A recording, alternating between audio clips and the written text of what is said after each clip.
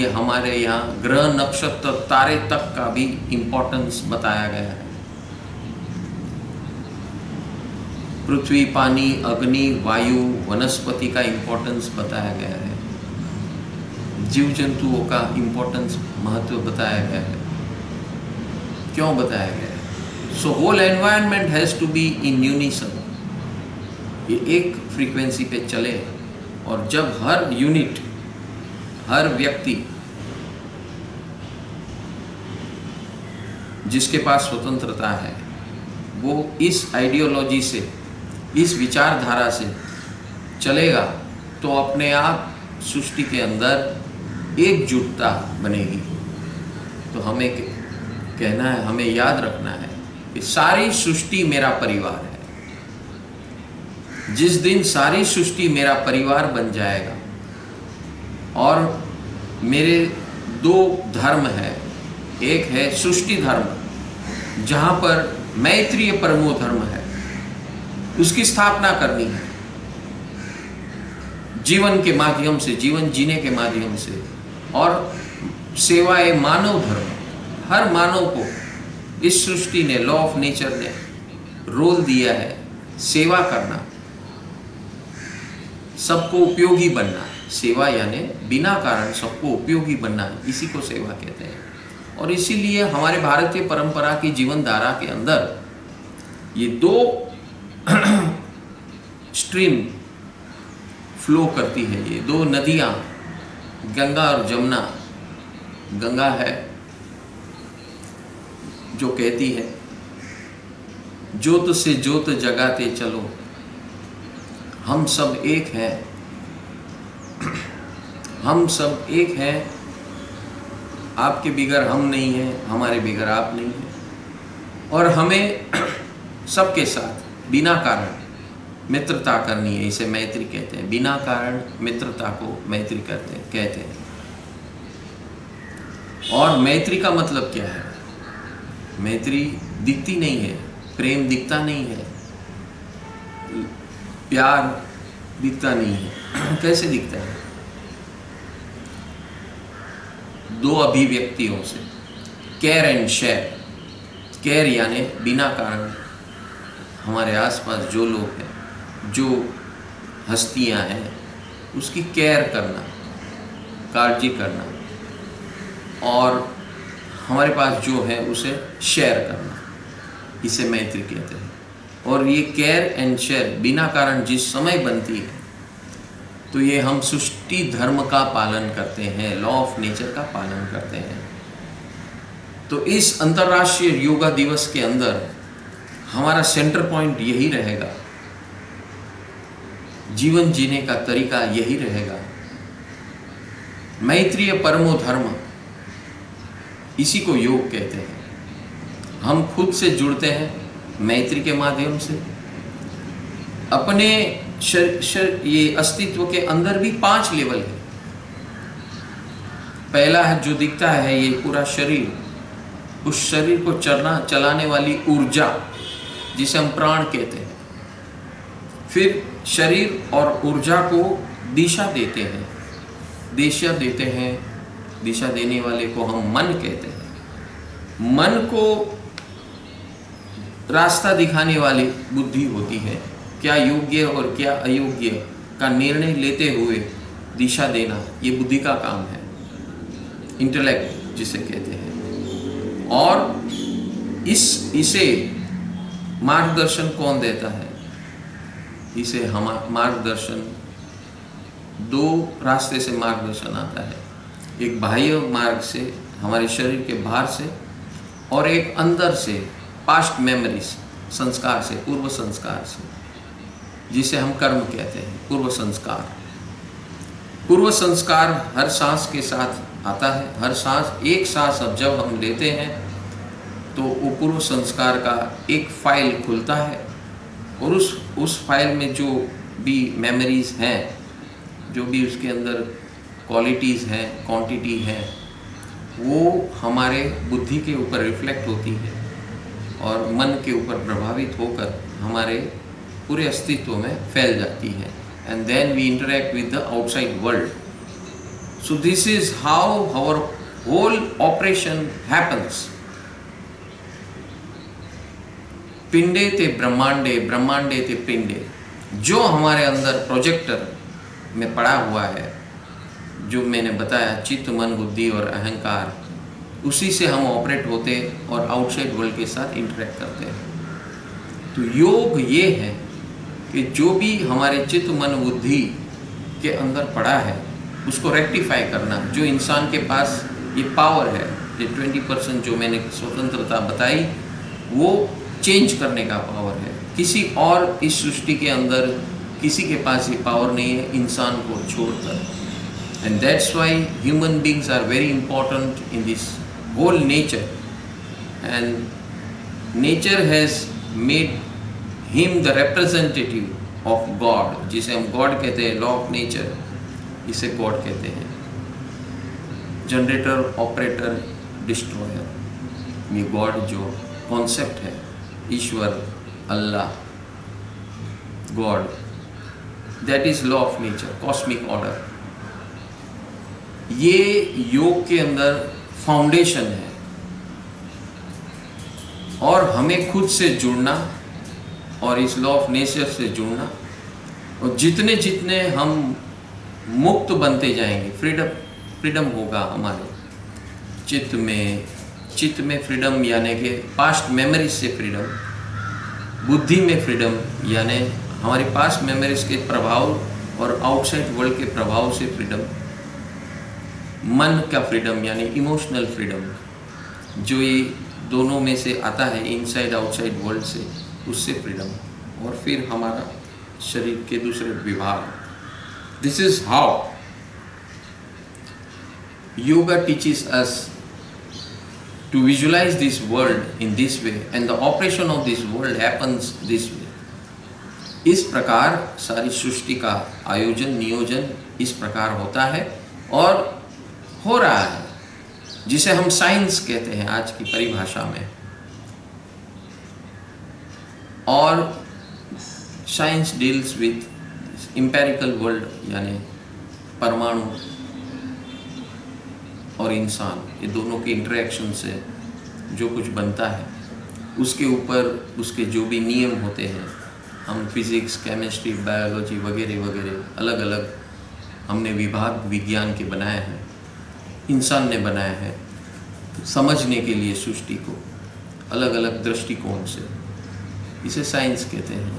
और ये विज्ञान, इंसान नई नई बातें सीख रहा है और इम्प्लीमेंट कर रहा है, इंजीनियरिंग कर रहा है, ये इंसान कर रहा है अपने विकास के आधार पर। सो वो आधार जब इस प्रकार बन जाएगा, पिंडे ते ब्रह्मांडे, ब्रह्मांडे ते पिंडे, यानी पिंडे यानी हमारे अंदर ये 5 लेवल का अस्तित्व जो मैंने बताया, चित्त, मन, बुद्धि, प्राण और शरीर, ये 5 लेवल पर हम एग्जिस्ट करते हैं। और इस लेवल से हमें अपने आप को अंदर बदलाव लाएंगे। पिंडे यानी इस 5 लेवल में जो अपने अंदर बदलाव लाएगा, वो बदलाव बाहर की दुनिया में रिफ्लेक्ट होगा। So to solve any problem और any issues related to human life can be done through this पिंडे, यानी 5 लेवल्स ऑफ एग्जिस्टेंस, चित्त, मन, बुद्धि, प्राण और शरीर। So this is all about योग। योग यानी जुड़ना, अपने आप से, खुद से जुड़ना और इस लॉ ऑफ नेचर से जुड़ना। और जुड़ के ऑब्जेक्टिव क्या है, गोल क्या है, पतंजलि योग सूत्र के अंदर ऑब्जेक्टिव बताया है कि चित्त वृत्ति निरोध। चित्त वृत्ति यानी कि चित्त के अंदर जो पास्ट संस्कार का प्रभाव आता है, इसे वृत्ति कहते हैं। उस वृत्ति से मुक्त होना। जब ये वृत्तियों से मुक्त होता है इंसान, उस समय वो अनंत, जिसे हम मोक्ष कहते हैं, फ्रीडम, मोक्ष यानी eternal joy and total freedom, इसे मोक्ष कहते हैं। और this is the state everyone wants to achieve. Everyone wants to achieve that joy which remains शाश्वत, but it can be achieved only through law of nature, that is Sanatan Dharma. Only when he pursues the world with this thought process and this concept which is in reality happening. So ये है योग और योग की परिभाषा और योग का उपयोग. अथ योग अनुशासन, पतंजलि योग सूत्र का पहला सूत्र, अथ योग अनुशासन, यानी कि अनुशासन, लॉ ऑफ नेचर का जो लॉ है, अनुशासन है, उसका पालन करना, इसे योग कहते हैं. अगर लॉ ऑफ नेचर के अनुशासन, लॉ को, डिसिप्लिन को पालन जब हम करेंगे तो अपने आप हमारे अंदर ये जो वृत्तियों का प्रभाव है, बाहर के वातावरण का प्रभाव है, वो अपने आप इररिलेवेंट बन जाएगा और हमारा फ्रीडम का एक्सपांसन होगा. जैसे जैसे हम अपने आप को फ्री बनाते जाएंगे, वैसे वैसे हमारे अंदर का आनंद जो हम सब ढूंढ रहे हैं, ये गोल है हम सबका. We want to all become joyful and enjoy, यानी joy every moment, and joy is equal to joy every moment. This is the goal. और आज ये योग दिवस की शुरुआत हमने जो करी है, वो इस आधार पर अगर की जाएगी तो बाकी सब अपने आप सेटल हो जाएगा. So this is the basic tenets and fundamentals of yoga. हम आप सबको सूचित करते हैं, बताते हैं, ज्ञान बांट रहे हैं कि हमें सबको इस प्रकार से देखना है. और इसीलिए जिन परंपरा के अंदर बहुत जबरदस्त कॉन्सेप्ट दिया है तीर्थंकर परमात्माओं ने कि visualise this world with this law, existing law of nature. सारी सृष्टि को इस प्रकार देखना, इसे कहते हैं सम्यक दर्शन. विजुअलाइज करना, इस प्रकार देखना, हाउ दिस लॉज ऑपरेट. कल हम वो क्या, कौन से लॉज जो ह्यूमन लाइफ में इम्पैक्ट करते हैं, मैक्सिमम इम्पैक्ट करते हैं. लॉ ऑफ नेचर तो ये विषय बहुत अनंत है, लेकिन इस हमारे मानव जीवन के अंदर 5 जो ये सनातन धर्म के नियम है, लॉ है, डिसिप्लिन्स है, वो कल बात करेंगे. आज हम फाउंडेशन की बात करेंगे. 5 foundation pillars of human existence. 5 मूलभूत फाउंडेशन पिलर्स के ऊपर हमारा जीवन आधारित करना है. वो कौन है? तो वो है फर्स्ट लॉ ऑफ नेचर जो हमें सपोर्ट करता है, और लॉ ऑफ नेचर को जो हमें समझाता है उसे हम तीर्थंकर कहते हैं, उसे हम अवतार कहते हैं. ये जो महापुरुष, महापुरुष जितने भी आए, महावीर, बुद्ध और अन्य परंपराओं के जितने भी महात्मा आए, और उसके बाद ऋषि गण आए, उन्होंने सब ने यही एक ही बात कही है कि follow law of nature. If you want to enjoy this world, follow law of nature. हमारे शास्त्रों में, आगमों में, पुराणों में यही बात बताई है कि जितने हम लॉ ऑफ नेचर के करीब जाएंगे, जितने हम इससे नजीक जाएंगे, उससे एक रूप हो जाएंगे. एक रूप होना, इसे योग कहते हैं. आज के जगत के अंदर योग एक आंशिक स्वरूप से समझा जा रहा है, जिसे हम शरीर की, सांस की क्रियाओं को हम योग समझते हैं. वो आंशिक स्वरूप है, और वो जितना आंशिक स्वरूप से उसका पालन होता है, उतना ही उसका परिणाम होता है. और इसीलिए आदमी ये आज के योग कुछ जिसे आसन प्राणायाम को जो योग समझता है मात्र, तो उसको उतना परिणाम मिलता है, वापस वो अपनी प्रॉब्लम में उलझ जाता है। इसीलिए total outlook of this nature, total vision of this nature and my self, मैं और सारी सृष्टि का जुड़ान, योग, जुड़ना। मैं एक माइक्रो हूँ, छोटा सा पार्टिकल, लेकिन जब मैं ये छोटा सा पार्टिकल इस सारी सृष्टि से को जुड़ जाता हूँ मैत्री के माध्यम से, सेवा के माध्यम से, तो मेरा अस्तित्व वो अनंत बन जाता है। बस यही गोल है हमारा, अनंत बनना। जैसे जैसे हम अनंतता की ओर आगे बढ़ते जाएंगे, वैसे वैसे हमारे अंदर बैलेंस आते जाएगा, सुकून मिलते जाएगा। जितने हम विशाल बनते जाएंगे, हमारा दृष्टिकोण विशाल बनेगा, हमारा जीवन जीने का तरीका, नज़रिया विशाल बनेगा, उतने उतने हम बैलेंस होते जाएंगे। जितने हम महात्मा, अवतार, महापुरुष, संत, साधु, इस जिनको हम ये सब नाम से पुकारते हैं, वो सब इसी दिशा में जा रहे हैं। और इनके अंदर जो बैलेंस है, ये 2% लोग हैं सारी सृष्टि में, जिसके माध्यम से हमें सबको सुकून मिल रहा है। क्योंकि जो भी अस्त व्यस्तता, अनबैलेंस है हमारे दिमाग से, हमारे चित्त मन बुद्धि से, हम जितना अनबैलेंस रोज, ये अनबैलेंस हमारा होना, और उसे पोल्यूशन कहते हैं।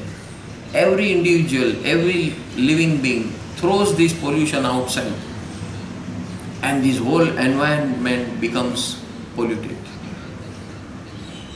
So when every living being starts living according to law of nature with maitri and seva, automatically व्यक्ति से सृष्टि तक सब बैलेंस होना शुरू हो जाएगा। और ये जगत अद्भुत है, अनंत है, अनंत आनंद देने वाला है, जो हम ढूंढ रहे हैं। We are all struggling just because our vision, very short sighted vision and narrow vision. हमारी दृष्टि लंबी चलती नहीं है, 2-3 दिन 24 घंटे तक चलती है, या 2-4 घंटे तक चलती है, और उसका विस्तार, भौगोलिक विस्तार, ज्योग्राफिकल एरिया, वो भी बहुत सीमित होती है। हम अपने जीवन में कितने सीमित हैं, अपने परिवार से। जहाँ हम काम करते हैं वहाँ भी एक छोटा सा परिवार बन जाता है। जो हमारे मित्रगण है, अड़ोस पड़ोस हैं, वहाँ भी एक छोटा सा सर्कल बन जाता है।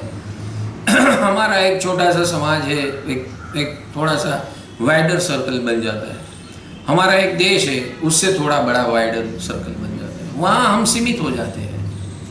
जैसे एक मेंढक कुएं के अंदर या एक खड्डे के अंदर अपने आप की दुनिया महसूस करता है, वैसे हम सब भी ऐसे ही करते हैं। और इसीलिए हम सब गुमराह हो जाते हैं।